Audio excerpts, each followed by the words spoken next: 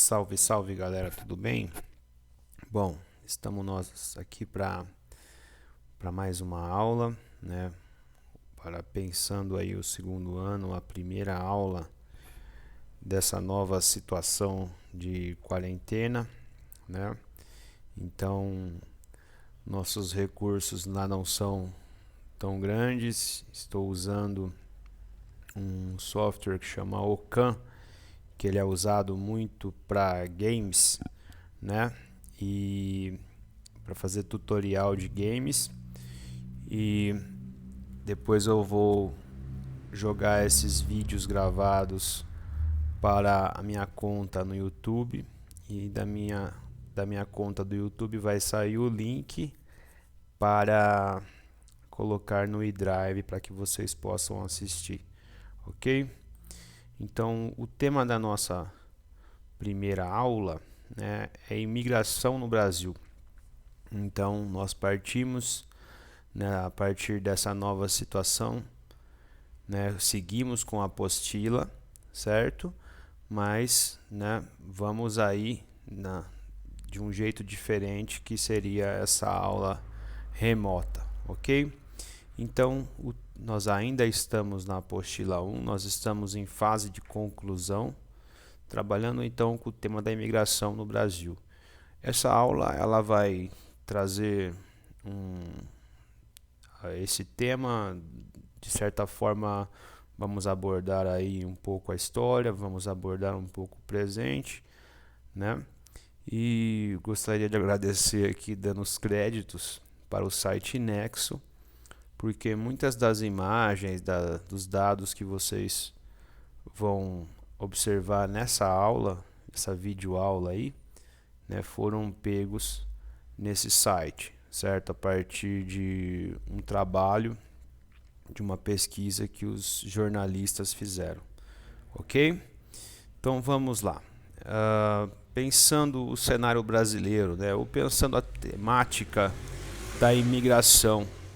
Então, para que uma imigração aconteça, né, para que de certa forma, tem que haver uma conjunção de fatores. Tem que haver, de certa forma, vamos pensar mais no caso do Brasil, né? Pensando sempre como nossa referência o Brasil. Então, pensando sobretudo a imigração histórica do Brasil, então nós tivemos uma conjunção entre uma necessidade interna e, de certa forma, uma condição externa propiciando esse movimento de pessoas. Então, de certa forma, então casa, né, há uma conjunção, há uma concomitância entre a necessidade de braços de trabalho, né, e a situação de crise dos países europeus, sobretudo no último terço do século XIX. Então, pensando a imigração europeia, né, houve no Brasil, na segunda metade do século XX, uma grande demanda, né, sobretudo para trabalho no café. Então, o estado de São Paulo demandou muita mão de obra. E aí a gente não pode se esquecer que essa demanda se dava também porque, né, nós estávamos numa situação de transição no que toca à mão de obra. Nós estávamos saindo de uma mão de obra escrava para uma nova mão de obra, né, de cunho mais capitalista ou pré-capitalista, se a gente for, né, se debruçar sobre os pormenores das relações de trabalho no café. Nós vamos ver que nem sempre o trabalho assalariado era o que acontecia, certo? Mas como em 1850 nós temos a abolição do tráfico de escravos, então a saída foi, né, a imigração, trazer pessoas de fora, pessoas que passavam por dificuldades, né, e que buscavam uma nova oportunidade de vida, né, fora do seu país. Então, vou deixar alguns pontos claros aqui, né? Primeiro ponto importante: a imigração, ela não foi e ela não é um fator determinante para o grande crescimento populacional brasileiro. Nós tivemos, como vimos em aulas passadas, o auge do crescimento brasileiro entre a década de 50 e a década de 60 do século 20. E esse crescimento ele foi natural, certo? Ele foi resultado de uma conjuntura entre, né, uma melhora das condições de vida, né, um acesso maior a alimentos, uma pequena melhora das condições sanitárias, talvez uma pequena, né, medicina preventiva. Então, isso fez com que famílias tivessem, né, um número muito alto de filhos. Então, isso foi, né, isso de certa forma antes do advento, né, dos métodos contraceptivos, tá certo? Então, esse crescimento ele se deu sobretudo na região sudeste, que era no caso a região, né, que apresentava as três maiores capitais dos estados brasileiros, né, BH, São Paulo e Rio de Janeiro, né, pensando três grandes capitais, né? Também existe Salvador, mas eram as que apresentavam um maior crescimento econômico, maior processo de urbanização, né? Essa urbanização de maneira concomitante com o êxodo rural. Então, coisas importantes, né, a se acrescentar. Então, como já citado, essa imigração veio ocupar, né, o braço de trabalho no café, atender a demanda de braço de trabalho no café, só que ela também, né, parte dessa imigração, ela se direcionou para a região sul, ocupando áreas estratégicas, né? Então, alemães, italianos, eslavos ocuparam áreas, né, que de certa forma estavam ociosas. De certa forma aconteceu, né, políticas do governo imperial de ocupação de certas áreas para ocupar de fato, né, o território em favor do nosso país. Então foram áreas que estavam sendo disputadas por Paraguai, por Argentina, nessas áreas de fronteira sul. Então muitas famílias foram acomodadas em certas áreas para que houvesse uma ocupação de fato. Também houve, né, isso se chamou de uma colonização mais voltada para povoamento. Também aconteceu no Sudeste algumas experiências desse tipo, né? Sobretudo no Espírito Santo, no Rio de Janeiro, na região serrana. Algumas famílias europeias também, né, ocuparam algumas áreas, mas em menor proporção do que na região sul. O primeiro dado que a gente vai apresentar aqui, né, seria a imigração de portugueses para o Brasil. Então, existe uma estimativa do século XVI, né? Aí depois um pequeno intervalo sem dado, que é de 1808 a 1817, que seria a vinda da família real e da corte.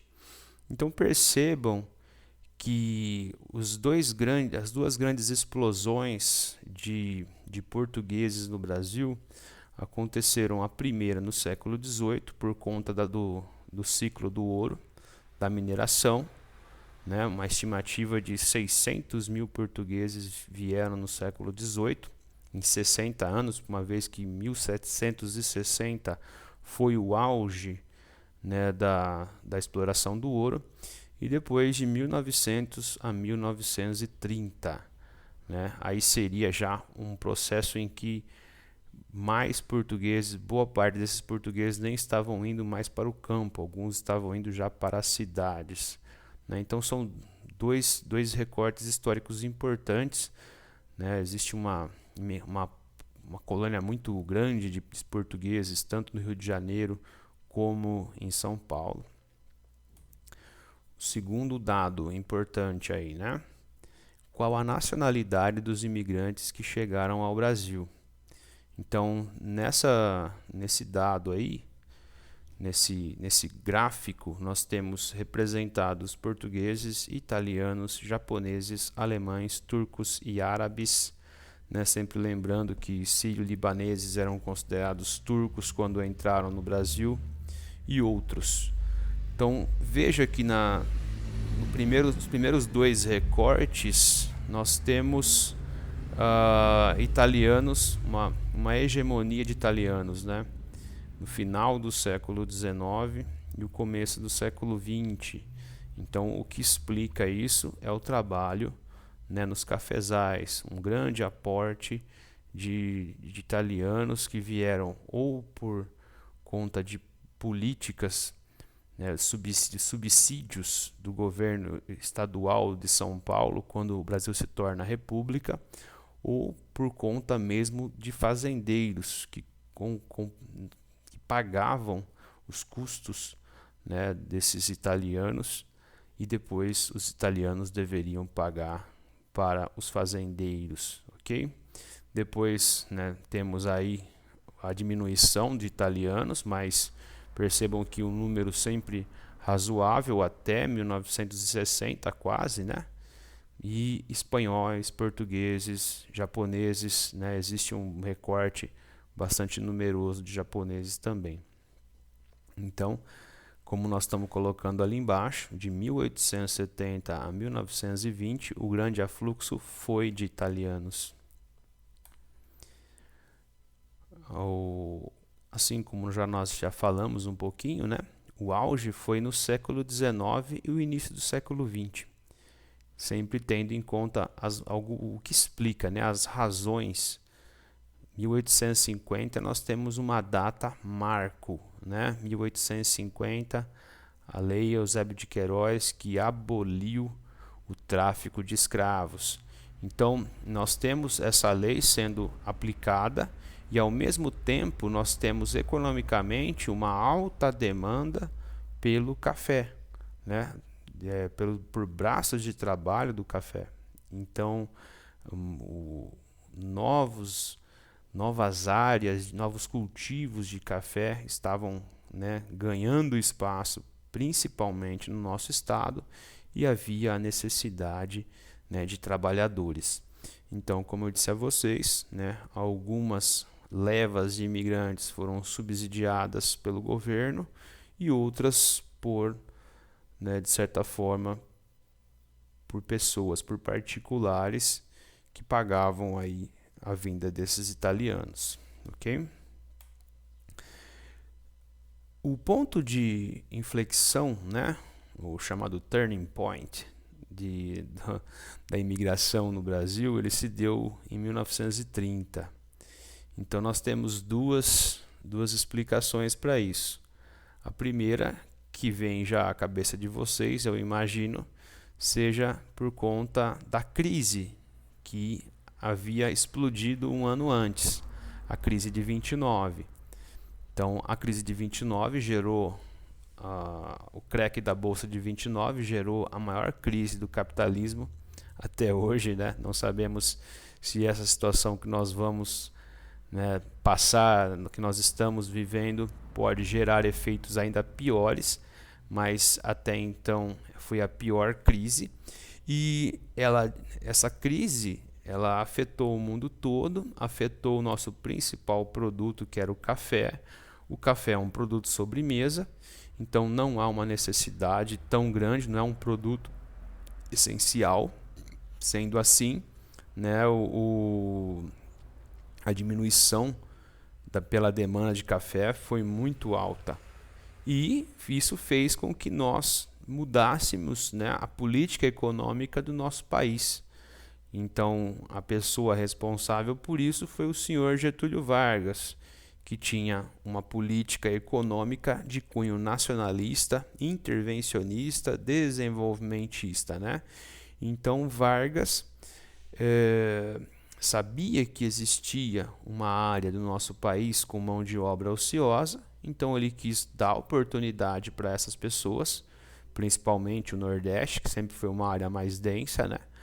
Então ele meio que impôs restrições à vinda de imigrantes, trouxe aí a cota dos 2% por nação, selecionou profissionalmente aqueles que trabalhariam, né, no qual ramo da economia, então deu uma prioridade para os agricultores. Então percebam que aqui ele está restringindo a entrada de profissionais, né, de trabalhadores do ramo industrial, porque muitos estavam envolvidos com o sindicalismo, com o movimento operário, tá certo? Então ele não queria importar, né, manifestantes, sindicalistas, líderes sindicais.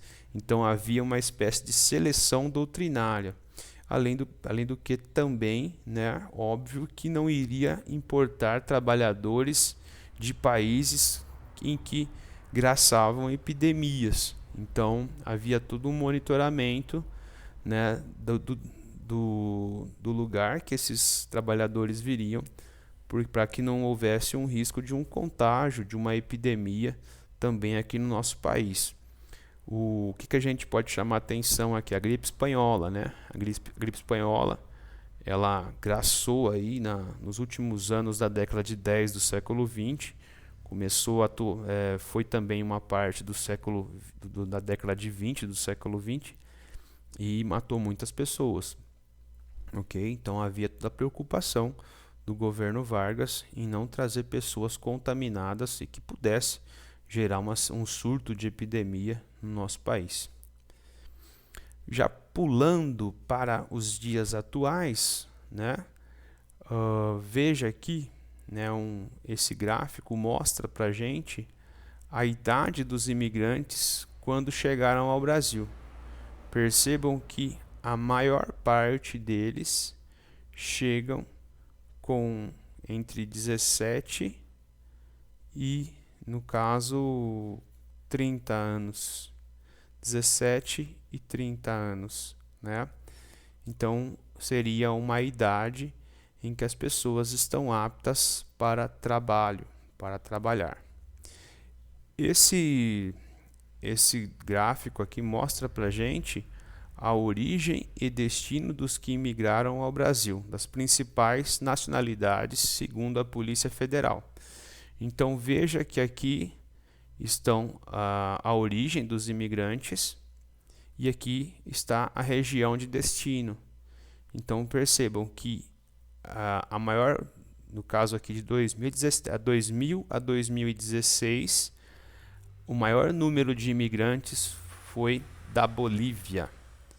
Então a maior parte dos bolivianos vieram para o Sudeste, sobretudo a cidade de São Paulo, trabalhar, né, na cidade de São Paulo. Depois haitianos, e aqui o que explica, né, foram as tragédias, terremotos, tsunamis em que o Haiti foi vítima, né? 2010, depois de 2010 teve outro também tsunami, né? Furacões, então muitos refugiados. Então aqui no Haiti, né, parte veio para o Sudeste, parte para a região Sul e distribuído pelas outras regiões dos Estados Unidos. Então percebam que há um número alto de estadunidenses que vieram para o Brasil, certo? Na casa de 72 mil estadunidenses, a maioria para a região Sudeste. E aqui a gente imagina que seja para cargo de chefia, né? Em algumas empresas, ou pessoas que vão trabalhar, né, em cargos especializados, né? Pelo menos a maioria deles. Argentinos, nossos vizinhos, que passam por uma situação econômica difícil. Chineses, né? E aí nós podemos colocar que parte deles seja por questões de chefia também e partes, né, trabalhando em ramos comerciais, né? o número de comerciantes chineses no Brasil cresceu muito. Uma curiosidade, aqui em Monte Alto são 5 ou 6 lojas de chineses, né? Todas na principal rua da cidade, ok? Depois colombianos, portugueses e peruanos. Nacionalidade dos imigrantes que chegaram ao Brasil. Então, né, aqui os anos, né? Então percebam que os haitianos, por exemplo, eles chegaram em maior quantidade depois do terremoto e do tsunami, do furacão. Os bolivianos, um contínuo, né? Principalmente aqui ano 10, ano 11, né? E também portugueses. Olha, o número de portugueses elevado que veio para o Brasil. Mas agora há um fluxo contrário, né? Há um fluxo de emigrantes brasileiros, né? Pessoas que têm saído do Brasil desde 2015, 2016, um número muito alto de brasileiros que estão indo morar em Portugal por questões de segurança, por questões, né, políticas, de oportunidades, né? Então são muitos os brasileiros imigrantes em Portugal. E concluindo a nossa aula, né, dá para dizer então que o nosso país, ele é um país que saiu de um perfil de país de imigrantes, né, um país que recebe pessoas, para um país de imigrantes. Então, os destaques, né, no final do século XX foram os chamados decassegues, os descendentes de japoneses, os netos dos japoneses que vieram para o Brasil, e de brasiguaios, de brasileiros que se estabelecem, né, no Paraguai. Atualmente, o número de pessoas que sai do Brasil é muito alto, né, para a Europa, para o Japão, para, né, Estados Unidos. Então, e a entrada ainda é numerosa. Ainda nós temos muitos imigrantes no Brasil. Por quê? Porque saem de situações que são piores do que a nossa. Então, podemos citar aí, né, o gráfico não mostrou para a gente a Venezuela, mas o número de venezuelanos depois de 2016 entrando no Brasil é alto. Então, de sírios, de africanos, de congoleses, né? Então, o que explica isso? Guerras, pobreza, né? Pensando também as regras do Mercosul, que não dificultam a entrada de pessoas no nosso país. Não existe uma política específica como tem na União Europeia, mas, né, há uma flexibilidade. Então as pessoas, né, uruguaios, paraguaios, argentinos têm entrado no nosso país. Fechando, né, quais são os problemas que esses imigrantes encontram na maior parte das vezes, né? Principalmente esses imigrantes pobres, né? Não estou falando daqueles estadunidenses que estão vindo para cá trabalhar, né, com já tudo encaminhado. Estou falando desses mais pobres, né, que vêm de guerras, de situação de extrema pobreza, como no Haiti, né, de catástrofes climáticas. Existe toda uma precariedade na recepção, né? Existe uma falta de oportunidades. Por quê? Porque nós também estamos passando por uma crise econômica. Então, meio que gera uma competição entre, né, os estrangeiros e os brasileiros. E nem sempre os brasileiros, parte dos brasileiros gosta, né, dessa chegada de imigrantes, ok?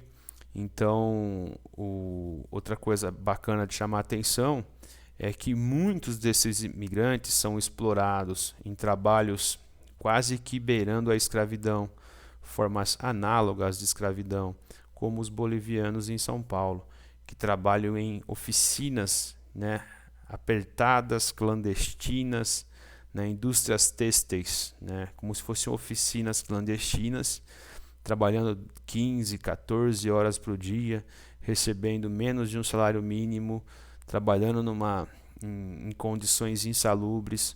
Então tudo isso é importante de chamar a atenção, ok? Então eu gostaria de agradecer essa aula minha que vocês estão recebendo. O link obviamente também está no meu canal, né? Porque Todas as aulas vão ser colocadas no meu canal, e aí o link que o canal vai gerar é que vai ser colocado no Etapa Link. Então gostaria de agradecer e até a próxima aula, ok? Abraço!